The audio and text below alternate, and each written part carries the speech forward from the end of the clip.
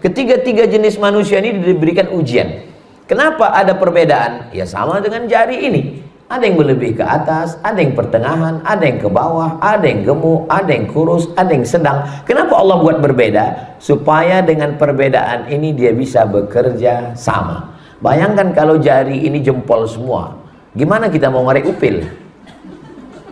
Jadi memang dibuat Allah segala macam perbedaan itu. Wa rafa'na fawqakum fawqa ba'din darajat. Kami buat di antara kamu itu ada yang di atas, ada yang di bawah, ada yang tinggi, ada yang rendah, supaya kamu bisa bekerja sama. Burung akan hinggap di ranting yang sama kalau jenisnya sama. Baru saya paham hadis Nabi, al-arwah junudun mujannadah. Ruh manusia itu seperti baru pasukan bala tentara. Fama ta'arafa minha talaf. Kalau dia punya kesamaan, dia akan bisa bersama. Fama tanakara minha ikhtalaf. Tapi kalau dia punya perbedaan, dia akan terpisah. Saya ketemu dengan orang yang sebetulnya pada hakikatnya dalam lubuk hati yang paling dalam manusia ini ingin berbuat baik. Kenapa dia tidak buat baik? Belum ketemu orang baik. Memang pernah dia ketemu orang baik tapi pura-pura baik. Jadi dia kena penyakit.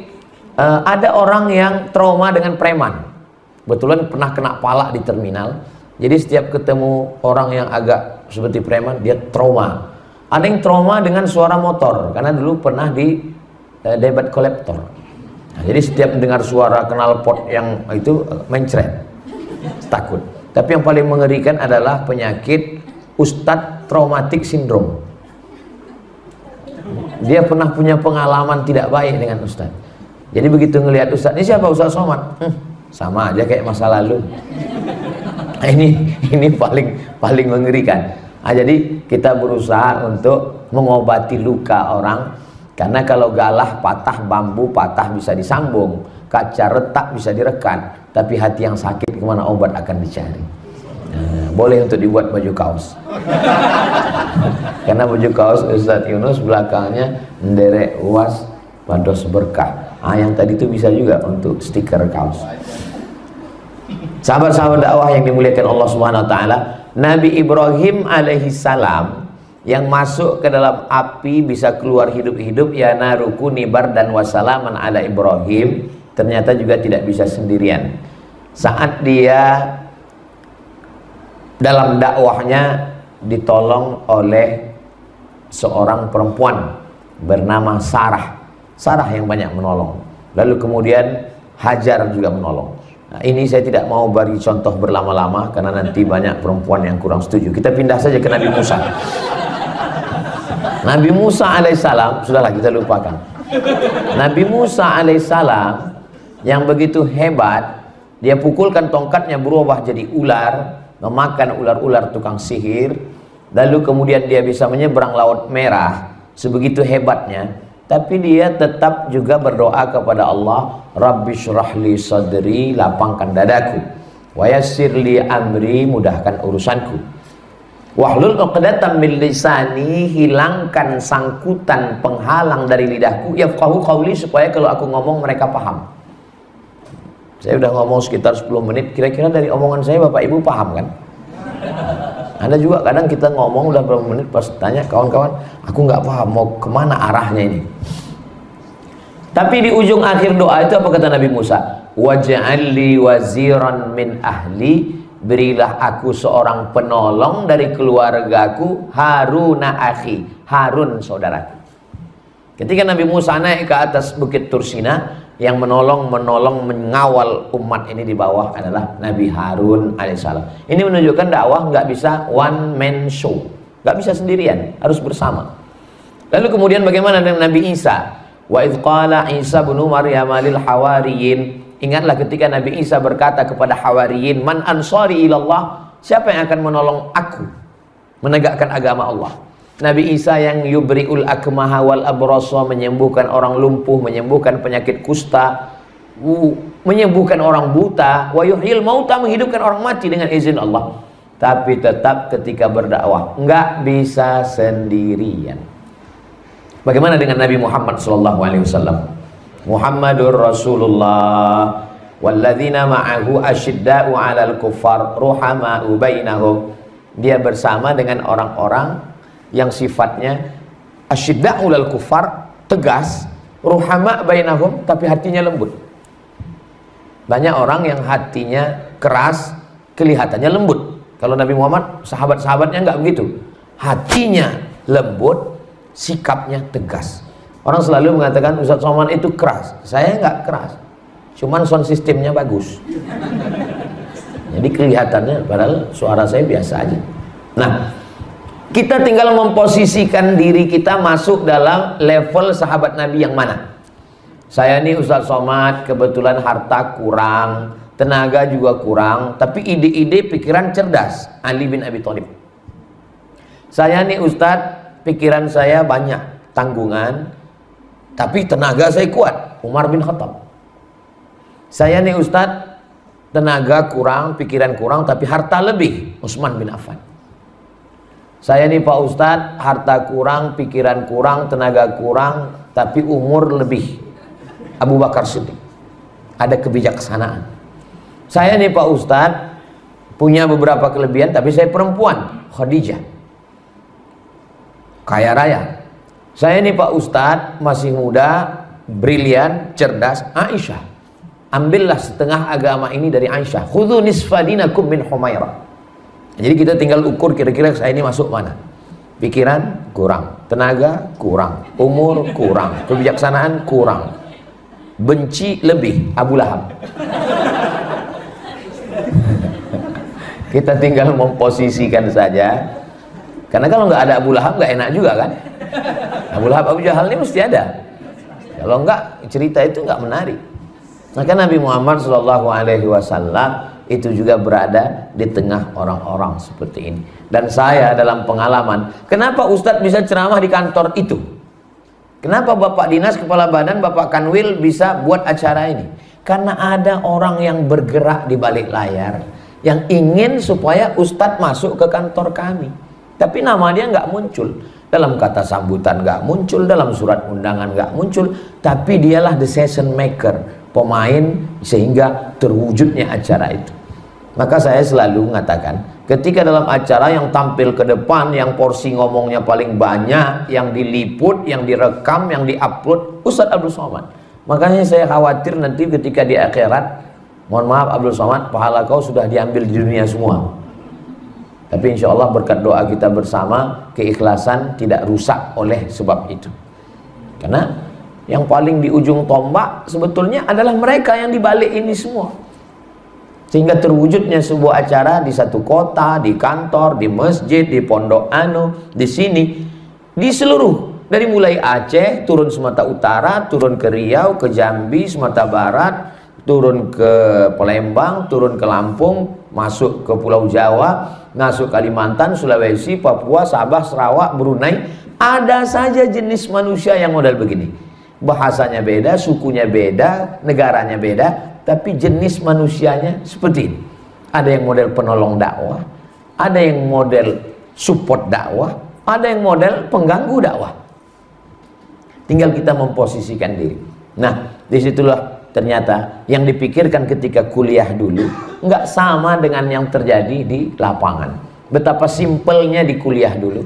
Maka saya kalau melepas adik-adik mau ke Mesir, saya bilang, kalian belajar yang serius, tapi ujian yang sesungguhnya bukan di ruang kelas Al-Azhar. Ujian yang sesungguhnya nanti ketika pulang di kampung halaman berdakwah. Itulah sebetulnya dakwah yang sesungguhnya. Ujian di Al-Azhar kita bisa tahu bahwa ujian soalnya nggak akan keluar dari diktat yang 500 halaman ini. Tapi ujian kehidupan macam-macam. Ujian melalui kawan, ujian melalui pemerintah, ujian melalui konglomerat, ujian melalui partai, dan lain sebagainya.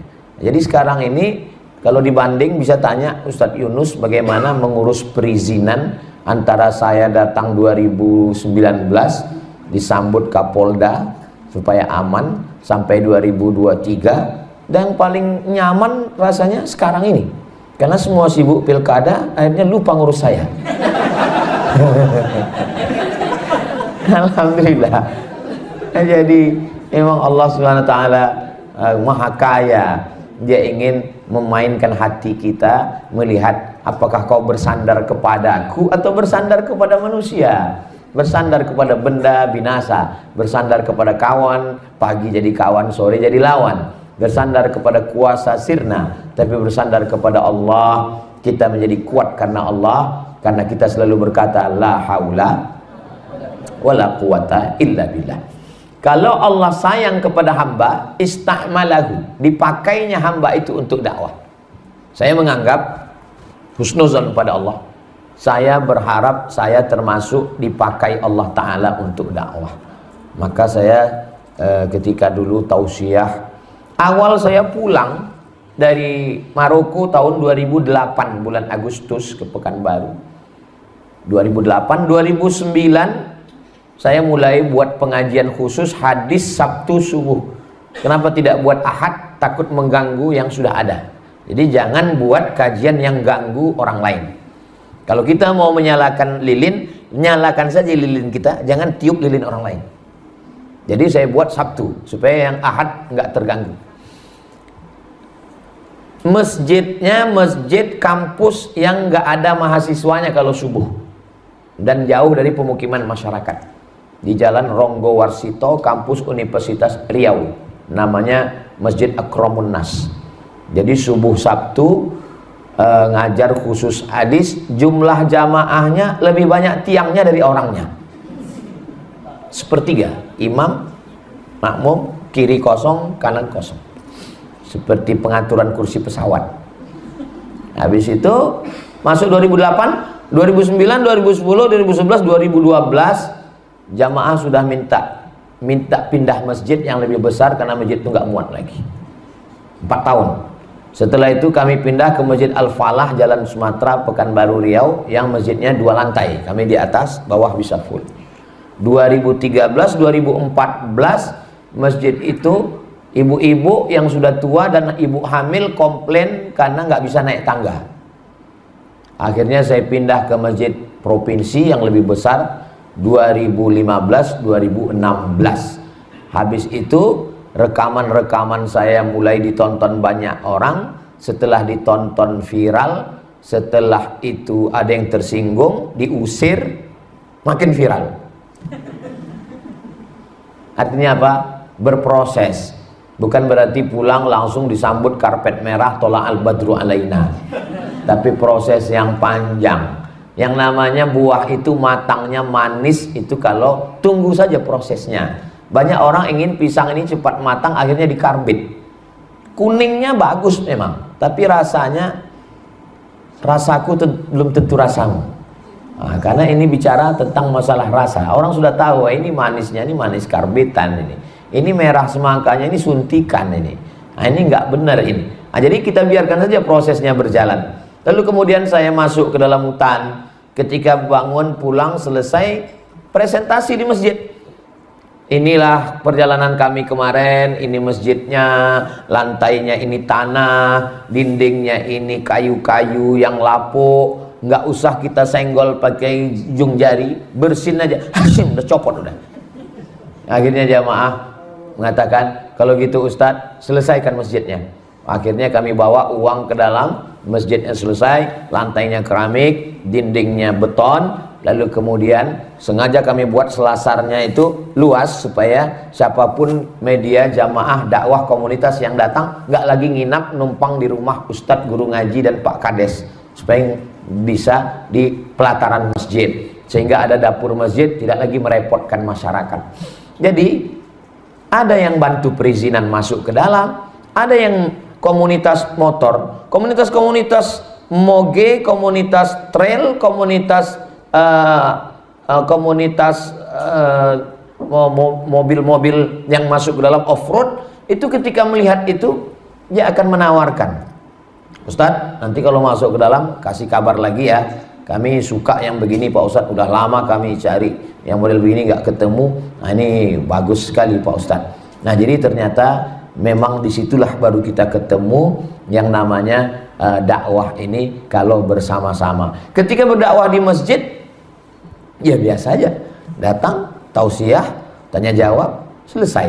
Tapi begitu kita berdakwahnya masuk ke hutan, berdakwahnya menyelesaikan satu masalah, ada yang kita sampaikan, ada yang kita perlu support. Ustaz Somad, ini di lampu-lampu merah, traffic light, di depan-depan mall, ini sudah nggak tertolong lagi Pak Ustadz. Anak-anak fang ini ternyata mereka kumpul kebo. Jadi gimana caranya? Gimana kalau Ustadz buatkan iklan, nanti kita tangkap satu-satu, kita bawa, kita penyuluhan, yang kebetulan belum nikah kita nikahkan, yang belum ada pekerjaan kita kasih kursus. Oke, bekerja sama. Saya 2009 itu masuk sekretaris LBM, Lembaga Bahsul Masail Nahdlatul Ulama Riau Provinsi. Yang ngajak ini Lazismu, Lembaga Amil Zakat Muhammadiyah. Secara ini nggak linier ini. Yes. Saya keilmuannya di LBM, tapi untuk terjun ke lampu merah ngajak anak-anak ini ikut Lazismu. Lalu kemudian ketika ada jamaah tabligh ijtima, ya saya ikut juga. Akhirnya rupanya ada satu datang ke saya, Ustadz, ya, ada yang mau saya tanyakan ke Ustadz. Apa yang mau ditanyakan? Saya bilang, sebetulnya Ustadz ini Islamnya Islam apa? Kenapa? Saya bilang, kami lihat Ustadz di NU ada di LBM, tapi Ustadz kemarin juga ikut dengan Lazismu. Saya pernah sehat di Lazismu, saya bilang.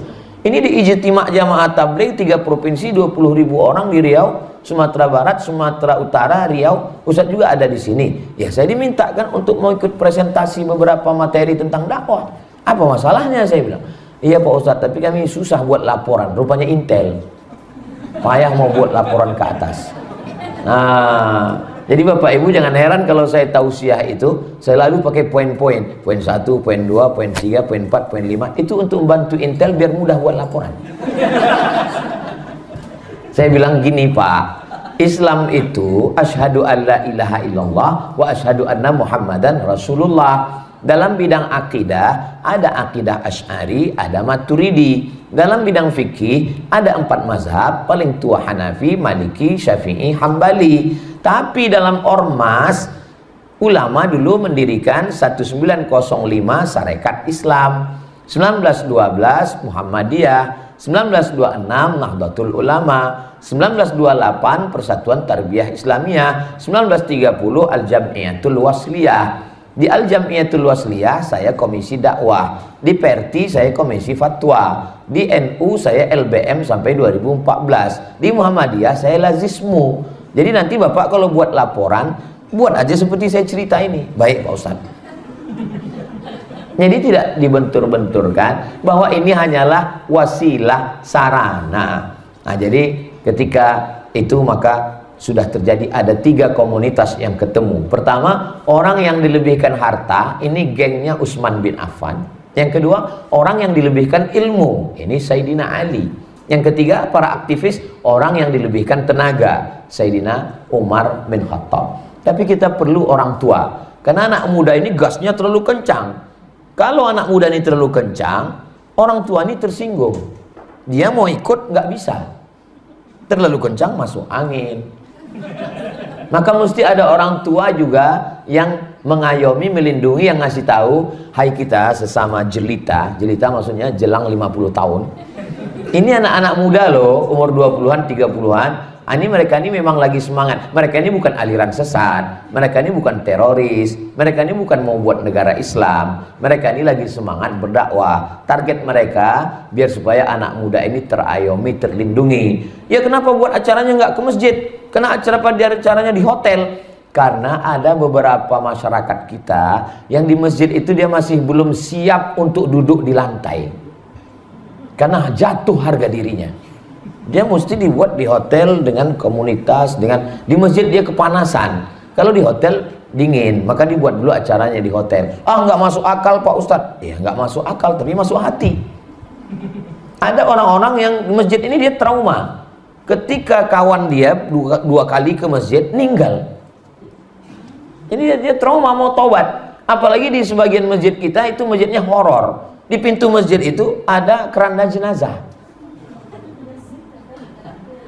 Kawan beberapa kali ikut ngaji, taubat, meninggal. Di pintu masjid ada keranda jenazah. Ikut pengajian di masjid, judul kajiannya malam pertama di alam barzah.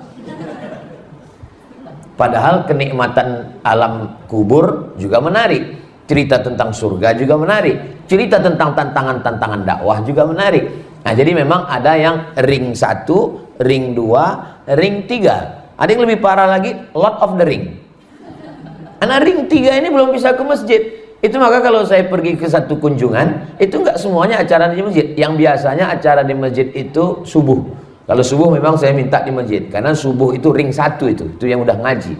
Tapi kalau untuk yang tabligh agar malam, itu pasti di tanah lapang, stadion. Kenapa? Karena mungkin dia nggak ada niat ngaji, tapi pas dia lewat di tanah lapang, dia lihat rame, makan bakso dulu Ketika sedang makan, dia dengar ceramah. Oh, ya udah dia pergi. Tapi itu berkesan di hatinya. Yang ujung-ujungnya nanti dia akan ngaji di ustadz kota tempatan. Jadi kedatangan saya tidak merusak ustadz yang ada. Ini tabligh akbar kita ini hanya sekedar mengenal Islam ya. Tapi nanti habis ini ngaji tauhidnya dengan Kiai Anu, ngaji fikihnya dengan Kiai Anu, ngaji akhlak tasawufnya dengan Kiai Anu. Nanti kita akan kembali, nanti ketemunya tahun depan. Jadi selalu di setiap kota saya bagi semua provinsi sama jatahnya 4 hari. Aceh 4 hari, Sumatera Utara 4 hari, walaupun kelahiran saya 4 hari. Kepulauan Riau 4 hari, Sabah 4 hari, Sarawak 4 hari, Brunei Darussalam 4 hari, Malaysia 4 hari, termasuklah Jawa Tengah 4 hari dalam setahun. Jumat, Sabtu, Ahad, Senin. Senin saya mesti pulang, karena kalau lebih 4 hari dikhawatirkan buka cabang. Makanya kekurangan nyusun jadwal begini ini ada kelebihan, ada keuntungannya. Kelebihannya, saya tidak bisa ditarik-tarik oleh siapapun. Tidak bisa kepentingan orang kaya, politikus, siapapun nggak bisa menarik-narik. Tapi kekurangannya, saya tidak bisa hadir momen. Ustadz, nanti ceramah di tempat kami momen haul ya, nggak bisa. Acara ulang tahun partai ya, nggak bisa. Jadi kalau udah saya tetapkan 4 hari, ya 4 hari. Saya nggak masalah, karena setiap kali orang Semarang minta jadwal, saya akan kasih nomor Ustadz Yunus. Dialah bemper saya. Jadi orang nggak marah sama saya, marahnya dengan beliau. Alhamdulillah sampai sekarang tidak berefek kepada pembelian kacamata. Karena beliau tidak merasa itu sebagai ancaman, dia tahu bahwa yang ngatur pembeli itu adalah Allah. Lagi-lagi masalahnya ada pada tauhid, mentauhidkan Allah Subhanahu wa taala. Nah, jadi sebenarnya kita ini secara umum terdiri dari 3 komunitas. Pertama yang diberikan kelebihan fikiran, para cendekiawan, para alim ulama, para kiai, tuan guru, asatis. Ada yang diberikan kelebihan tenaga, inilah adik-adik kita para aktivis dakwah. Ada yang diberikan kelebihan harta, Utsman bin Affan. Inilah para konglomerat, orang-orang yang diberikan Allah ujian. Ketiga-tiga jenis manusia ini diberikan ujian. Kenapa ada perbedaan? Ya sama dengan jari ini. Ada yang lebih ke atas, ada yang pertengahan, ada yang ke bawah, ada yang gemuk, ada yang kurus, ada yang sedang. Kenapa Allah buat berbeda? Supaya dengan perbedaan ini dia bisa bekerja sama. Bayangkan kalau jari ini jempol semua, gimana kita mau ngerek upil? Jadi memang dibuat Allah segala macam perbedaan itu. Wa rafa'na fawqakum fawqa ba'din darajat. Kami buat di antara kamu itu ada yang di atas, ada yang di bawah, ada yang tinggi, ada yang rendah, supaya kamu bisa bekerja sama. Burung akan hinggap di ranting yang sama kalau jenisnya sama. Burung merpati sesama burung merpati. Tidak akan mungkin burung elang hinggap di ranting yang sama dengan burung.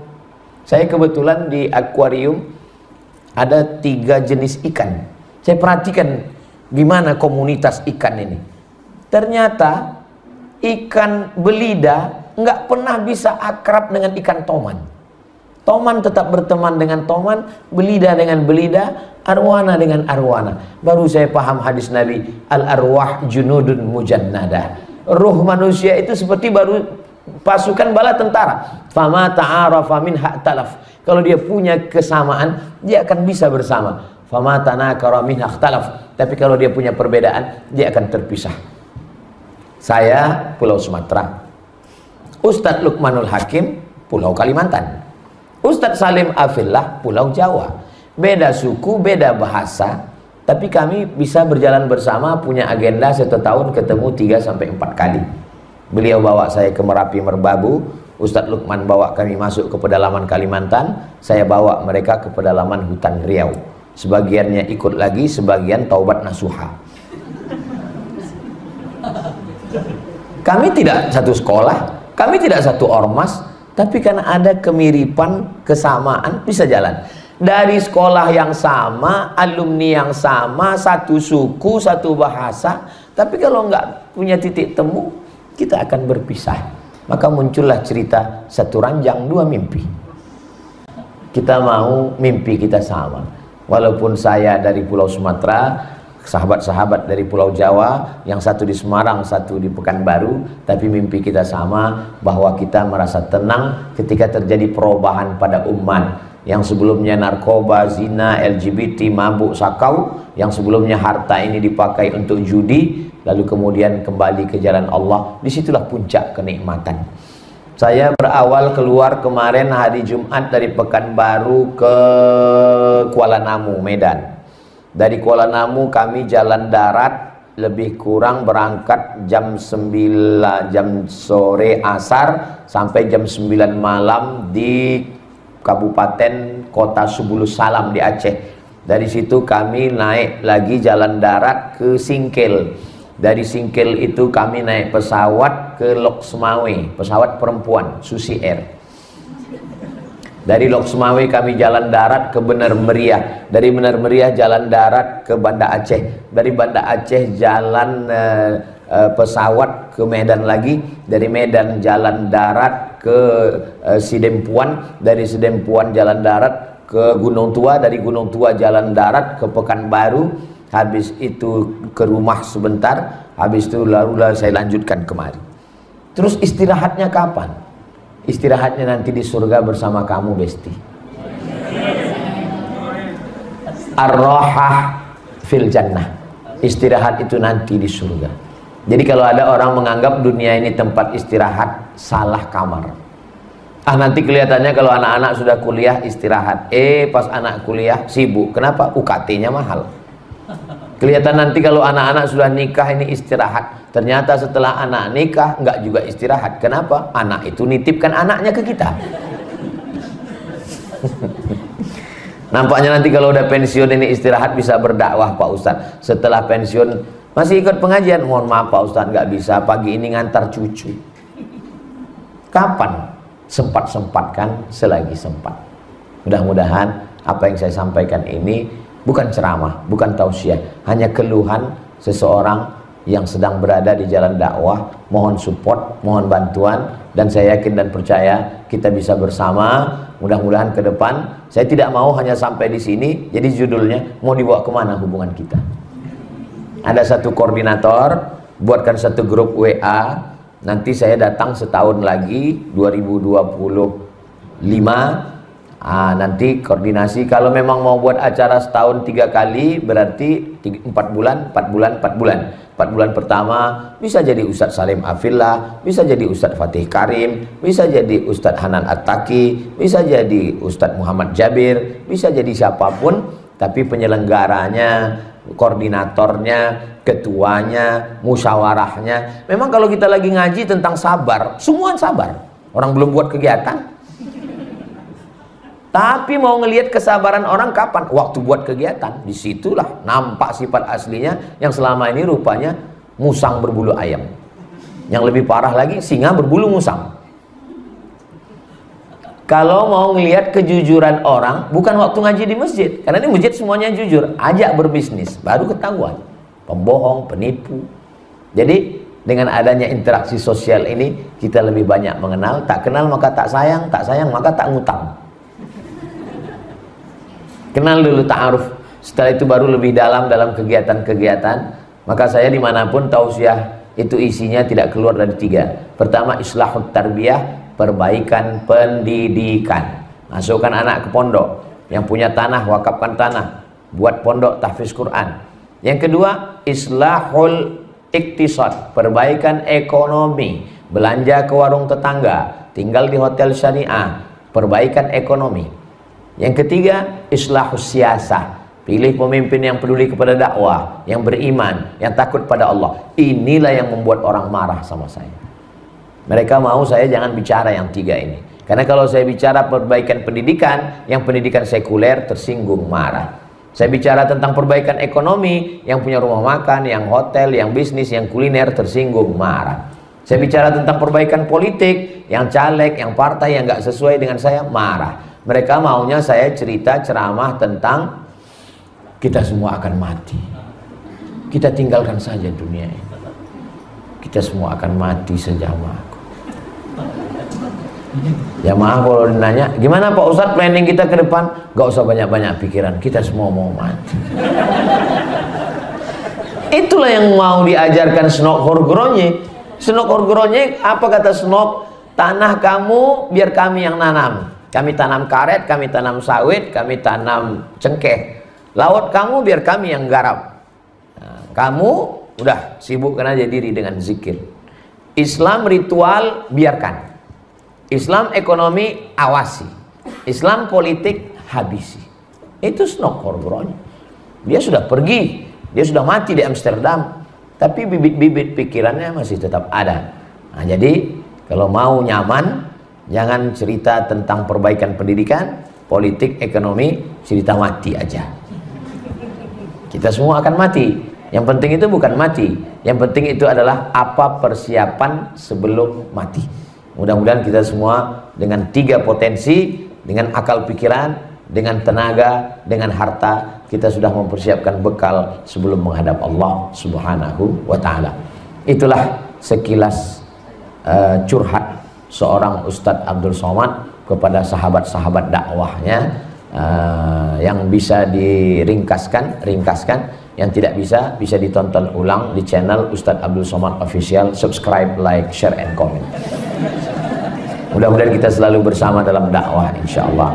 Kita tidak pernah berpisah. Walaupun besok saya keliling, hari Senin saya pulang, 4 hari sudah, maka sesungguhnya kita selalu bersama dalam doa. Saya hanya mohon doa support dari Bapak Ibu Saudara sekalian. Doanya nggak usah panjang-panjang. Matikan Ustadz Abdul Somad dalam husnul khatimah.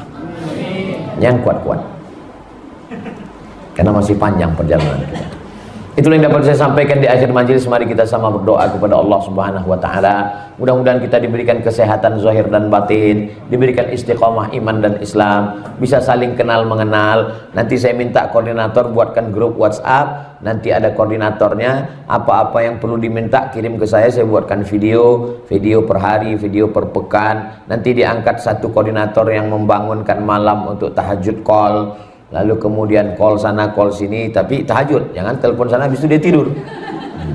Lalu kemudian buat dulu acara 4 bulan setelah ini, Januari, Februari, Maret, April, halal bihalal. Buat satu acara besar, siapa ustadznya, di situ akan terlihat nanti apakah yang 3 komunitas ini solid atau tidak, yang nyumbang pikiran, yang nyumbang tenaga, yang nyumbang harta. Di situ baru kelihatan laporannya, kejujurannya. Mudah-mudahan kita selalu bersama dalam dakwah, insyaallah. Ala hadhihi niyah, untuk niat yang baik-baik ini. Al-Fatihah.